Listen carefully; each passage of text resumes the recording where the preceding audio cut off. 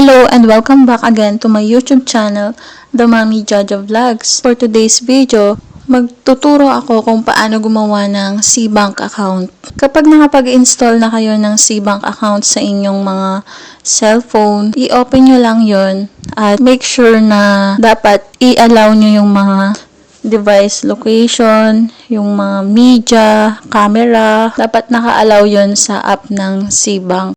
Pagkatapos, ang pipiliin nyo ay yung sign up with mobile number. Ilalagay mo ngayon yung 11 digits na cellphone number mo.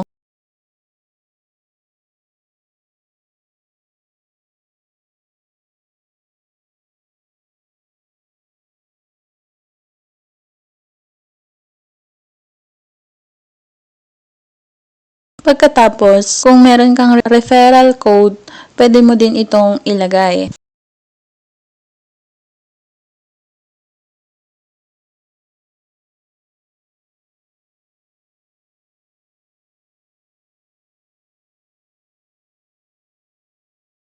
I-tick box mo muna yung nasa baba at pindutin ang next.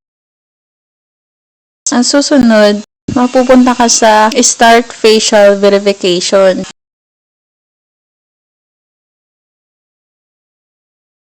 Kailangan naka-allow ang mga video sa app ng C-Bank. Sundan lang ang process.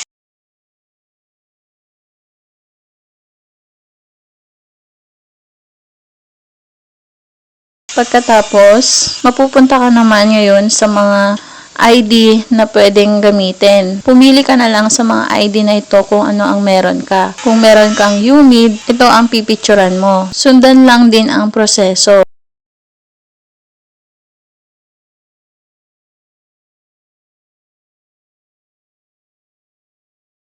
Then, confirm. Pag na-confirm na, si C-Bank na ang magsusupply ng mga details. At yung mga additional details, ikaw na rin ang maglalagay. Lagay mo lang ang city of birth, kung ano ang occupation.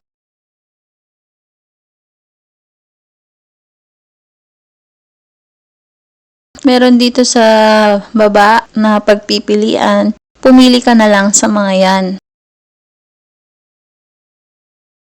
Lagyan na lang ng mga details ang mga iba pa. Pagkatapos ma-fill up ang mga yan, pindutin lang ang next.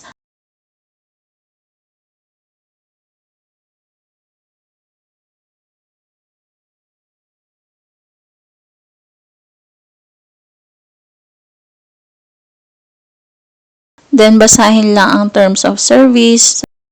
Saka, i-check yung box. At mag-create ka na din ng PIN code na 6-digit.